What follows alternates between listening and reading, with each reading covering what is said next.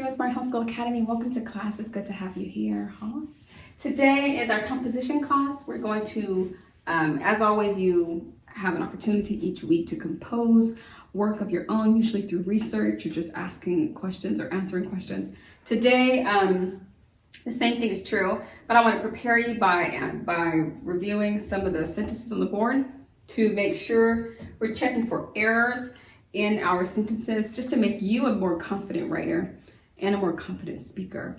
So this is sort of a preparatory class for you. Let's go ahead and open up with a word of prayer, and then we'll get right into our review. We thank you, Lord, for this time we have to learn and grow. We seek to do the best we can and add to what we know. We love you, God, with all our hearts. To others' love we show. Pleasing you is our goal. Now to our lesson we shall go. In Jesus' name we pray. Amen. Amen. Okay, great. So we're going to be checking, as we're reading through these sentences, we're checking for capitalization errors, punctuation errors, subject-verb disagreements, possessive noun challenges. Perhaps there's a possessive noun here that needs and deserves an apostrophe, and contractions, okay? So let's go ahead and get started. We have some sentences. It says, he run fast, she runs slowly, he jump high, she blank lowly, the boy's ball is blue, the girl's ball is red, mother just called, it's time for bed. So let's see if we can correct some errors. Do you see some errors already? Yeah, this first sentence says, he runs slowly. The very first problem is this H needs to be capitalized. It's the beginning of a sentence. What about subject-verb agreement? He runs slowly, is that correct? In order for this to agree, we have a singular subject, so the verb also needs to be singular. Don't forget your S. He runs fast. We're missing a punctuation mark, aren't we?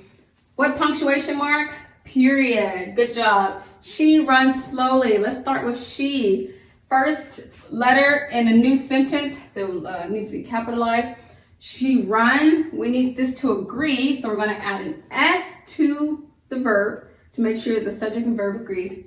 And it says she runs slowly. That's the end of that sentence. We just want to make sure we don't forget the verb, the punctuation mark. He jumped high. First error.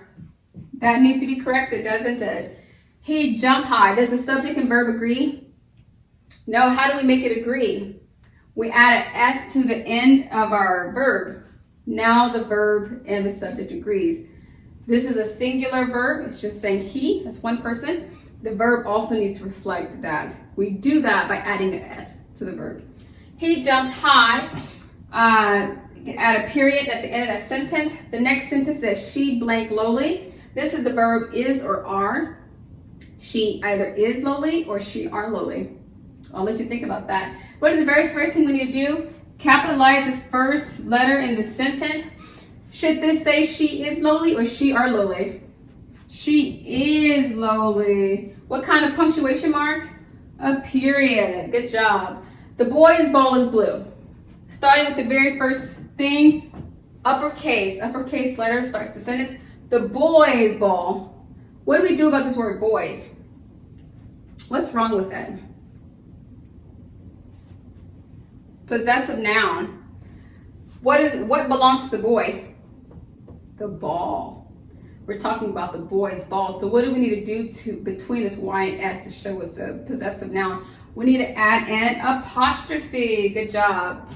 The boy's ball is blue. What goes at the end of the sentence? A period. The girl's ball is red. Let's start with the T and B. Uppercase first letter. Girl's ball. Girls. What do we do about this? Same thing, right? Add an apostrophe to show possession of this noun. The girl's ball is red. Punctuation mark. Mother just called. Mother is at the beginning of the sentence. What do we do here? We capitalize this M for two reasons. Why do we do it for two reasons? One is at the beginning of a sentence. And then number two, it's acting as a proper noun, as a nickname or a title for someone else. So we need to capitalize the M for mother. Mother just called. Let's add a punctuation mark there, add our period. It's time for bed, she says. Let's start with the very first word, it's. What do we need to do to this I? Uppercase the I. Capitalize the I. Also, what else is wrong with this word? It's a contraction. Yes. What is the second word meant to say? If you were to spell it all the way out, it would be it is time for bed. But we just collapse that. We call it a contraction. So what do we need to do to show that it is a contraction? We need to add an apostrophe s. It is time for bed. It's time for bed. It's time for bed. What kind of punctuation mark here? An exclamation mark. Great job. Really quickly, let's go through and find some adverbs. Are you ready? He runs fast. Remember, the adverb is going to answer at least how. That's one thing we can look for. He runs. Is that a complete sentence? Yes. We have our subject and our verb. That's a complete sentence, but we explain how. So is that we would call that an adverb. Tells us how he ran. He ran fast. She runs slowly. How does she run? Slowly. He jumps high. How does he jump? High. She is lowly. How is she? She is lowly. Here we have some descriptive words we call adjectives. I'm running out of colors here. Let's see if this color is going to work. Okay, so these are adjectives. The boy's ball is, what color is the boy's ball? His ball is blue. This is not an adverb because it's not describing a verb. It's describing his ball. What do we call the word ball? What kind of word is that? That is a noun.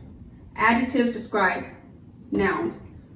Adverbs describes the verb. Okay, I know I've said that several times. Oftentimes, as teachers say the same thing over and over and over. Eventually, it'll click. Adjectives describe ball. Adverbs describe the verbs. The girl's ball is red. What color is the girl's ball? It's red. That is an adjective. And my pen is running out of color. Out of red color. Okay. Mother just called. It's time for bed. That's okay. Good work. Good job being able to work through that really quickly and answer those questions. I feel that you're becoming more confident, and for your age level, being able to write complete sentences and check for common mistakes usually made in writing. That's a really good skill to have. It's a skill that's going the way of the dinosaurs. So it's good to be able to hone in on those things and master them at a young age. And then when you start writing professionally, when you're like in 5th grade, you will have all of these things down packed. Thank you so much for coming to class. Don't forget your composition exercise. But until tomorrow, God bless. I'll be your hero's buddy, and as you study with HeroesMart